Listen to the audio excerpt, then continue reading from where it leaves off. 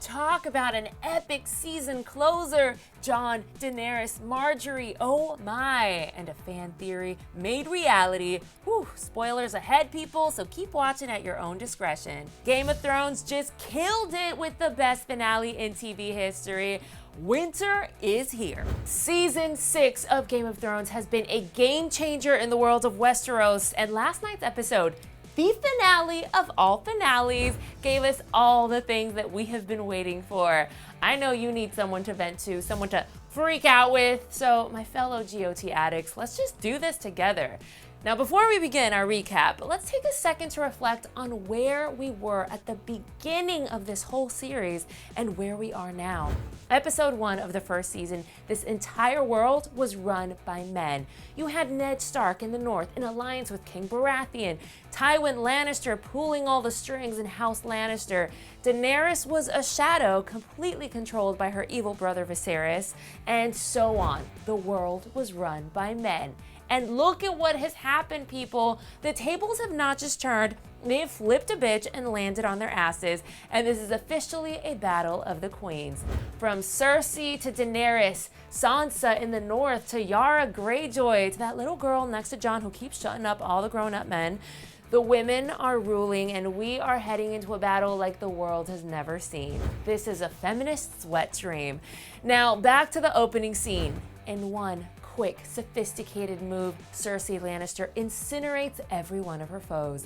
Cersei's enemies, from the High Sparrow and all of his cult followers, to Lancel, to Pycelle, to all the courtiers who turned up to see her trial, are taken care of in one flash. Queen Margery and her brother are toast, and Margery, being one of Cersei's only intellectual equals, she figured it out. Forget about the bloody gods and listen to what I'm telling you. Cersei understands the consequences of her absence, and she is absent anyway, which means she does not intend to suffer those consequences. But unfortunately, it happened minutes too late, and Cersei burned them the way the Mad King wanted to burn his city.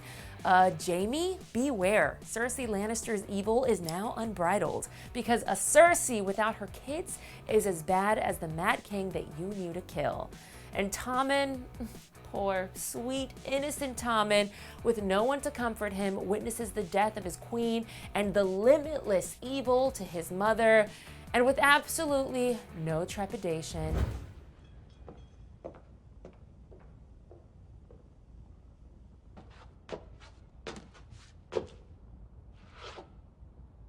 Full house!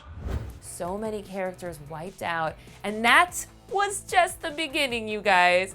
Meanwhile, in the north, Jon Snow is declared king. In a scene a bit too familiar, little Lyanna Mormont, the breakout star of season 6, is the first to courageously raise her hand in loyalty to the Stark bastard, and the rest follow in her example and declare Jon Snow a Stark once more and the king of the north, because the north remembers.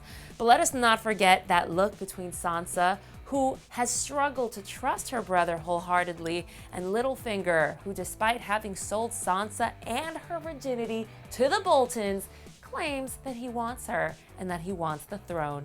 He and Sansa share a look that speaks volumes, so we'll see what happens in that power triangle. Now, Brandon Stark, who was missing from GOT during the entire 5th season, was returned to us in season 6, but while so many other characters have enjoyed a rich, complex storyline, I still feel like Bran's character has been somewhat wasted. Sure, he's now the new three-eyed raven, but his entire storyline this season culminated in him now learning Jon's real bloodline, but he hasn't actually moved the action forward in any significant way. Okay, now about that Jon Snow revelation, holy effing smoke. In a flashback sequence that made us all wet our pants, a young Ned Stark tries to save his young sister Lyanna. But what he discovers is that Lyanna is bleeding out. She's not gonna make it. But before she dies, she gives him the holy grail of all secrets, her baby son of Targaryen blood, and she forces him to keep a promise. You know it. You have to protect him. Promise me, Ned. The ultimate Thrones fans theory confirmed. Jon Snow is half Targaryen, Daenerys is probably his aunt, Jon is not a bastard, and for all we know, he may be immune to fire. We'll see how his fire lineage affects his Snow identity next season. But man, what a secret finally revealed. Okay, now let's move on to the other Targaryen, Daenerys, who is ready to move forward to capture Westeros with her fleet. But before she does, she has this incredibly intimate moment with Tyrion. She's broken up with her lover, and she's seeking counsel from Little T. But notice Tyrion's tone. Notice his gaze on her when they talk about love. And he won't be the last. Well, you have completely failed to console me. He is falling for her, and fast. And in this shot, when you see them face to face, you can see it. It can work. And then she gives him a gift and makes him the Queen's Guard. Imagine if she could attain an alliance with the West's most powerful house, with a Lannister, and imagine if that perfectly powerful alliance was actually built on real love. Just imagine. And last but not least, Arya has arrived to Westeros and has crossed perhaps the most important 3 names off of her list: the men who killed her brother and her mother.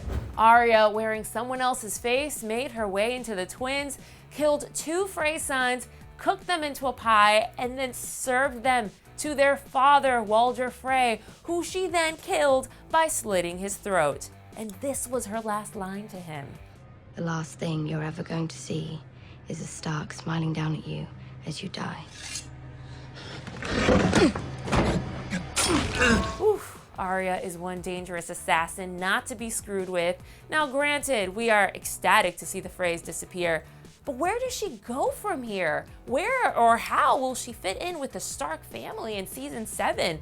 And also, will brothers Tyrion and Jaime Lannister have to fight each other? And what does Cersei Lannister want now that she's got no one? And how will Jon's Targaryen blood be revealed to him? You guys, so many questions and so many months before we will have our answers. But please comment below with all of your fan theories or tweet me your best guesses. I'll write you back at Miriam Issa. Let's just unite our addictions and obsess together for the next 10 months and then lose our all over again when season 7 begins.